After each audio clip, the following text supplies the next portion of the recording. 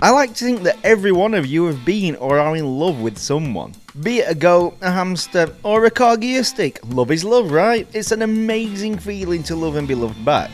My first love was when I laid eyes on Danny from Horror Addicts, while he was dressed as Darcy the Mail Girl. Oh, I'd let him deliver my mail. Oh, Geoffrey neck. Oh. I remember when JJ invited his first love over. I put on a lovely spread for them. Anyways, I recently invented a remote-controlled lawnmower. While JJ went off for a mega dump, I'll say it again, JJ went off for a mega dump, I decided to show his missus my brand new remote-controlled lawnmower. Oh, and she loved it. She said it was massive, biggest thing she's ever seen. I'm just kidding, you dirty buggers, it was a real lawnmower. Being the silly git that she is, she turned it on and ended up making a blood smoothie out of herself. Being the stand-up gentleman that I am, I quickly ran inside and told JJ that she'd left. She's left, pal. Why? I loved her. She said you have a foot long the size of a baby carrot. Not to worry though, pal. There's plenty more rabbits out there that can nibble on your baby carrot. Come on, Shagger. Let's get off to bed. You'll feel lovely in the morning. Come on. What I then failed to realise is that I saw the whole thing. I collected her remains, killed a few ladies of the night, and stapled them together to create my perfect woman, as the only way I'll ever get laid is if they're dead. But at least there's a full body, am I right? Where did I get this genius idea from, I hear you ask? Well, I recently laid eyes on Frank Henenlotter's Frankenhooker, which is a modern day take on Frankenstein. Only, this time around, Frankenstein's monster is made up of multiple body parts from crack-taking hookers. Intrigued? Of course you are, you sick puppies! Let's take a look at a tasteless, raunchy horror comedy that's brought to us from the makers of Basket Case. Frank Henenlotter's Frankenhooker. Frankenhooker. Jeffrey Franken has a plan. He has the ingenuity. He has everything he needs, except raw materials. Hold still, Nix. Bunyan! Straight from the get-go, we're thrown into the strange world of Jeffrey Franken. We see him spending some wholesome, loving time with his pet Cyclops brain. His mother-in-law-to-be sees it and she's completely cool with it. Mom of the year! Jeff's bride-to-be Elizabeth then drags Jeff outside so they can reveal a present to her dad for his birthday. Oh, it's just lovely, isn't that just fucking lovely? What is the present? Well, it's a remote-controlled lawnmower. Who made the lawnmower? Fucking psychopath Jeff did. This is where Elizabeth gives us a perfect example of how not to cut the grass. But before we do that, let me introduce you to how stupid this woman is. She really did come out of the oven half-baked. Trouble? Nah, same old thing. Jeffrey's too strange and I'm too fat. What happened to your diet? Oh heck, I've tried it all and nothing works. I've tried liquid diets, seafood diets, vegetable diets, fruit diets, pills, powders, Weight Watchers, and clinics. I even had Jeffrey staple my stomach and nothing helps. Jeffrey stapled your stomach? Like I said, she very clearly licks windows, and she probably chews bubblegum with her arsehole. Okay, now turn around real slowly. Okay, stop. Now open them. How half-arsed was that?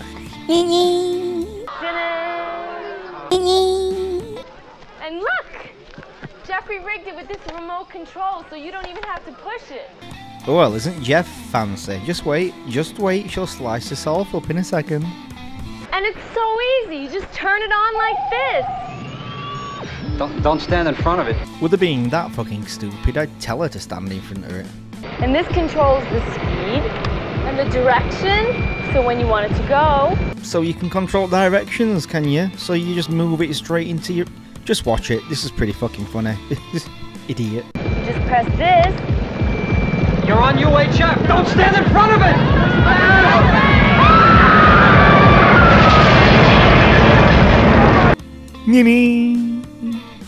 You know, if I was Jeff then, I would have been shitting in my pants that she would have survived that, because I would have had to have paid the fucking medical bill. The extortionate medical bill. This is why I'm hiding this chandelier, because if that thing fucking bites me down there, I'm gonna fucking owe thousands, so I'm gonna have to sell JJ's body for sex.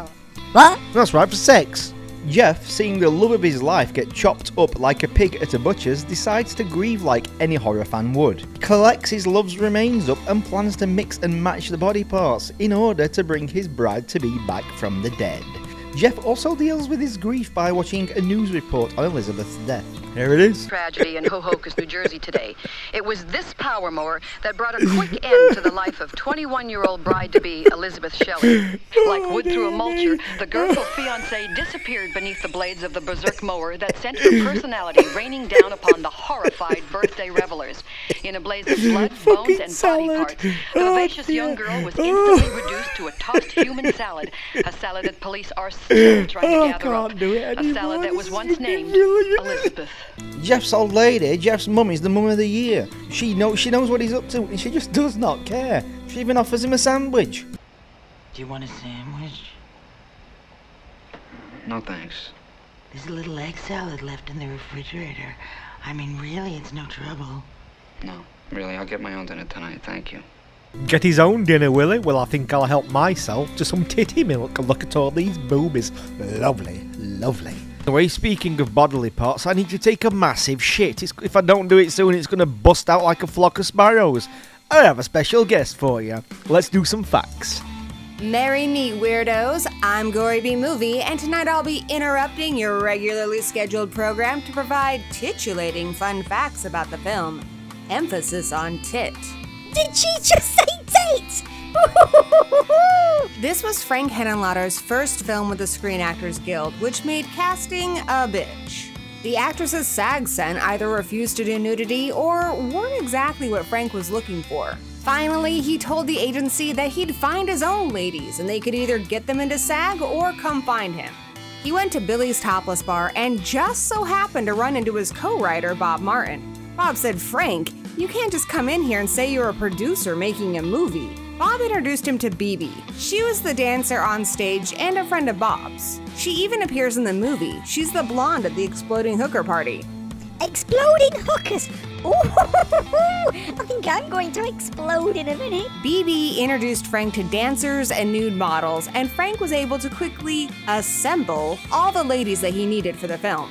Louise Lasser wasn't feeling her best when she did the film. She'd been laid up in bed for 2 weeks and hadn't learned her lines. They tried using cue cards to help her, but it didn't matter. Her voice was so hoarse that she ended up having to dub all of her lines in post. The shot taken over her shoulder isn't even her. That's makeup artist Gabe Bartelos wearing Lasser's costume and a wig. Thank you very much, Gory, for showing me up with the facts. Good job. I need to step up my fucking game. We're now shown Jeff's romantic side as he takes Elizabeth's head for a nice meal while he proceeds to read a lovely poem to her head. I wonder what else he does with that head. We're a show of class, JJ, a show of utmost class. At this point of the movie, like a fish, I'm hooked. It provides a cartoonish look along with a sprinkle of bad taste humour, which I adore. It's laid the foundations down, which tell me to keep watching, and we've seen a Cyclops brain and a woman get turned into mincemeat by a homemade lawnmower. We know that she's going to get put back together, but how? Let's find out. Our sciencing boy Jeff finds himself against the clock, as he only has 2 days to get some body parts before a big storm arrives, which he needs in order to bring his bride-to-be back from the dead. What does Jeff think is the fastest way to get body parts? The classy term is ladies of the night. Jeff goes on the hunt for some cunt. Very busy here tonight. This is like a smorgasbord here. Oh, look at him. He's on the buffet. fucking Those legs are very nice. This lad's having fucking time of his life, isn't he? Oh dear. Yes. This might be easier than I thought. Oh my god, now this is nice. Just look at this lad in this next scene. Going Just out? watch. Want a Just date? watch. Some action? He looks like he's Company, legit. only? They're trying You not look, to laugh. you look Look great. at this, he's laughing. I'm not used to seeing that. He then gets himself some adventurous ladies that like to indulge in crack. Nice pizza. See you later, guys. Last diet. My kind of girls. Science boy Jeff likes what his peepers are looking at and decides to take measurements so he can create his own version of a perfect woman. Item. This is Oh, this is excellent. This is a perfect 18 in diameter. A perfect 18 in diameter. Oh dear. Very good. Oh, very nice. These look good. And clean shaven, too. Clean shave. Oh, I can't. I wonder if he likes his beavers clean shaved too. Earlier on, Jeff found out that these ladies are addicted to crack. Jeff, being the rascal that he is, decided that getting these poor ladies addicted to crack is a terrible idea. This crack shit's killing them.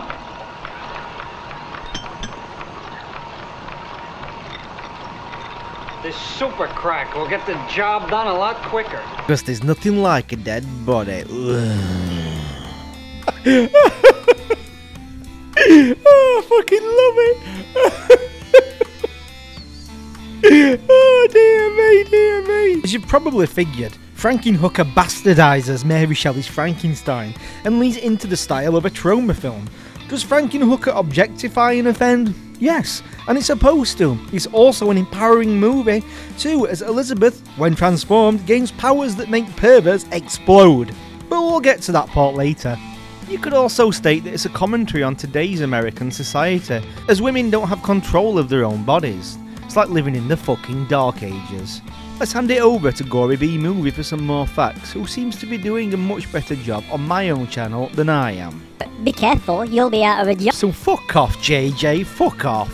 Finding locations, props, and product placement for a movie called Frankenhooker was impossible. They ended up going with the working title Frankenstein 90, and doors quickly opened up. The MPAA was hard on the film. Head of the board Richard Hefner called production and said, "Congratulations, you're the first film rated S." The assistant asked, "S for sex?" Hefner replied, "No, S for shit." Despite there being almost no blood, violence, or profanity in the film, it got an X rating. Henenlotter tried a few more times before he just decided to release the film unrated. The weatherman on TV is New York horror host Zachary. He also voiced everyone's favorite talking dong, Aylmer, in Brain Damage. He wasn't credited for Brain Damage because he was in SAG at the time, and the credit could have gotten him sued.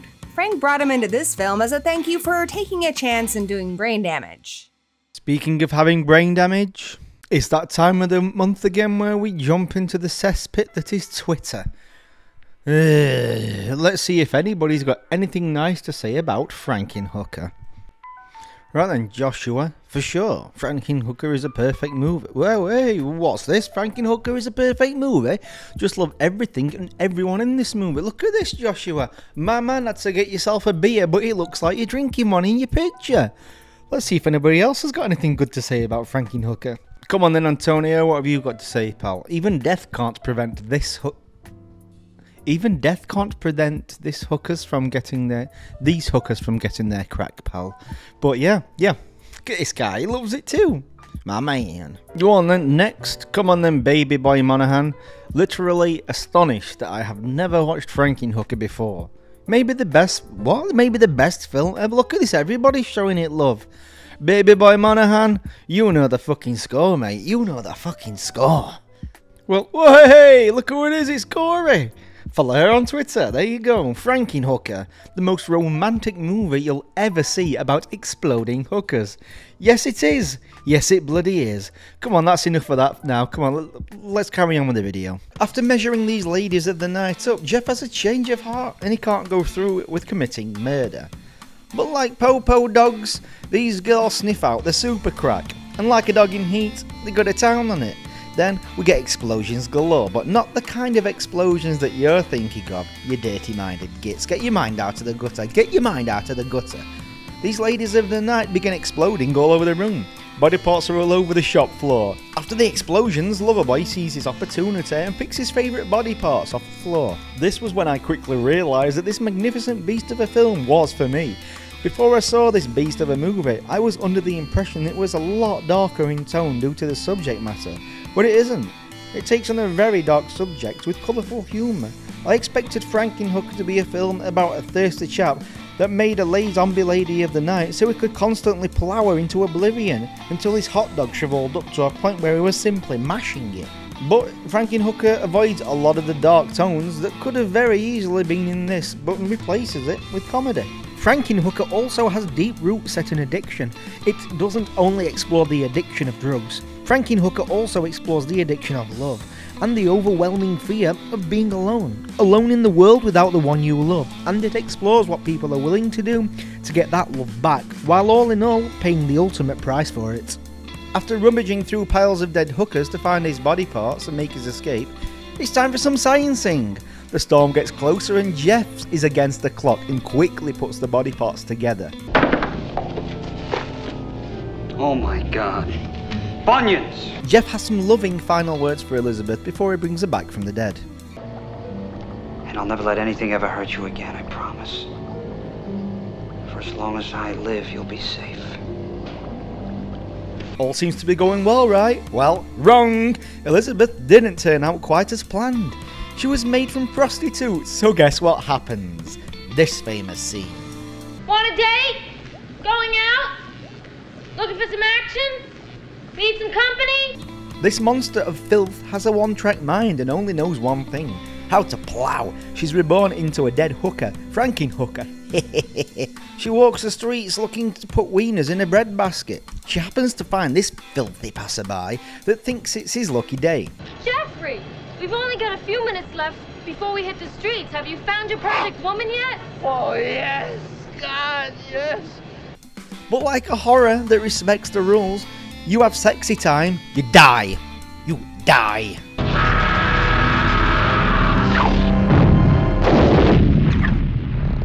Oh, that was wonderful. We have scumbags left, right and centre forcing themselves onto her, but instead of sexy explosions, they explode and die. This is what I love about this movie. She's now like zombie Robocop. Instead of cleaning the streets, she's cleaning the streets. We have scumbags forcing themselves onto her, and what happens when they try it? They die. They fucking explode, and I adore it. There's hardly any gore in this too. I think that they went that route to avoid a hard rating. Don't worry though, having them explode like dynamite I feel is a much better fit for this movie. Gore, I need to take a leak. You're up. There was originally supposed to be a lot of full frontal in this movie, but Frank shot the scenes and ultimately decided that it was too graphic to be funny. That's a shame because there was originally going to be a shot of Frankenhooker's purple bush. They got BB to double for Patty Mullen, and they colored her pubes multiple times to try and get the exact right shade of purple to match her nipples. Call me crazy, but I think purple pubes would have been hilarious. Even better, give the girl a purple merkin.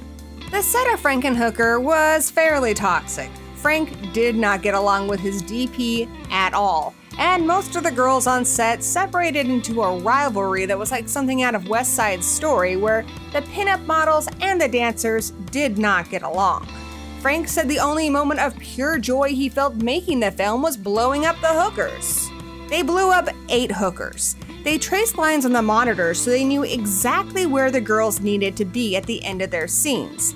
Then the FX crew took ambitious casts of the women. They made duplicates from the cast and they molded those into their mannequins. They didn't know how many explosives to put in the mannequins, so the first one just kind of fizzled out in smoke.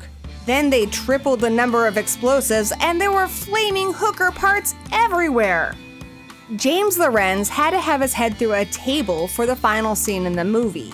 He had to stand like that for 5 hours.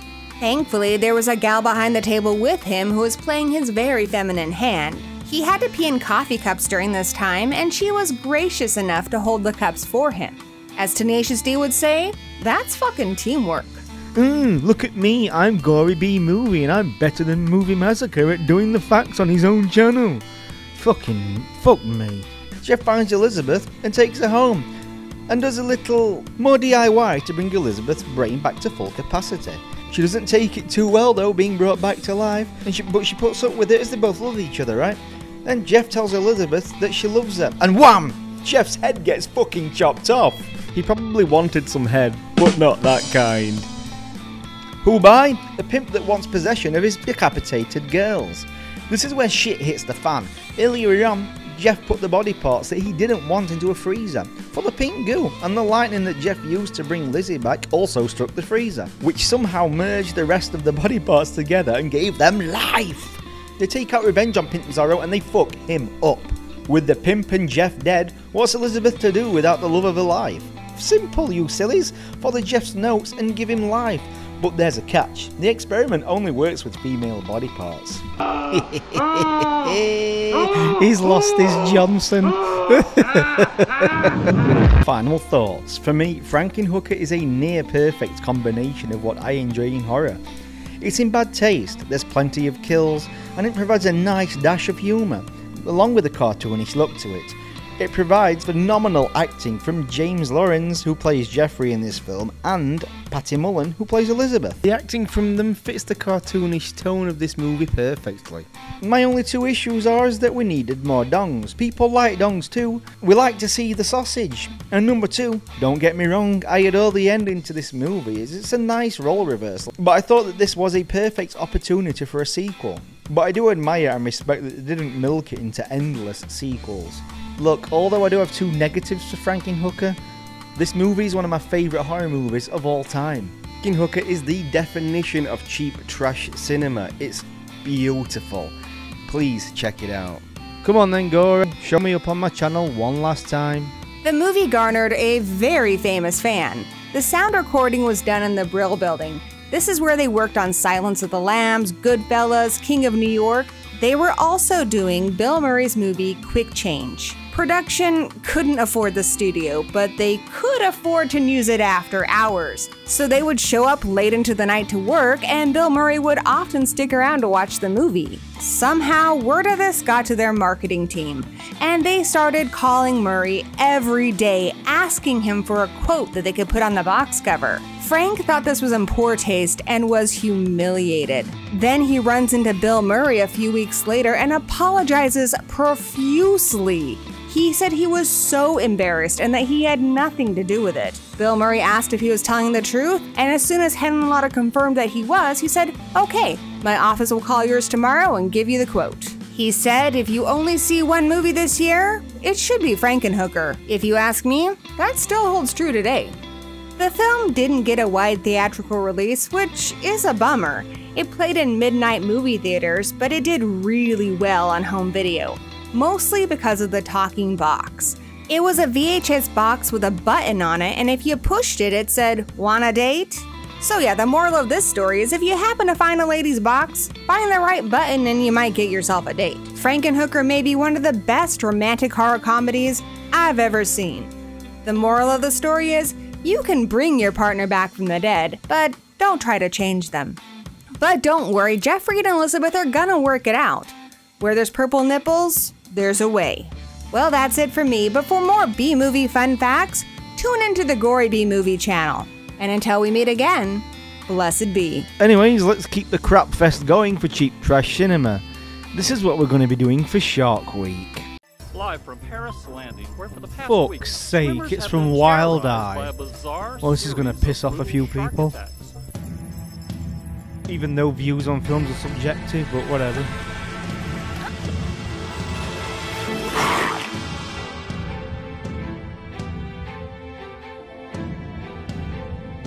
We're not talking about a normal shark here. What kind of demon are you? The only thing more terrifying than a shark in the sea are a bunch of fucking Wild Eye movies, in my opinion. A shark in a sea, oh fuck me, that was hilarious, wasn't it?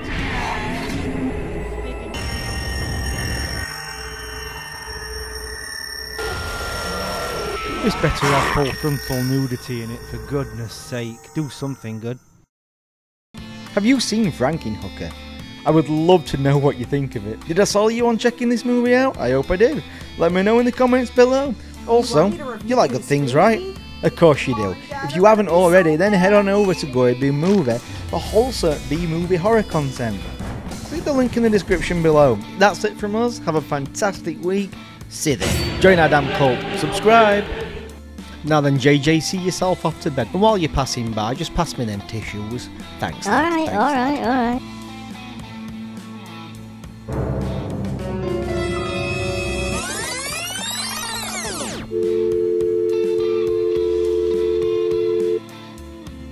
stay trashy, you lovely set of bastards. Silly.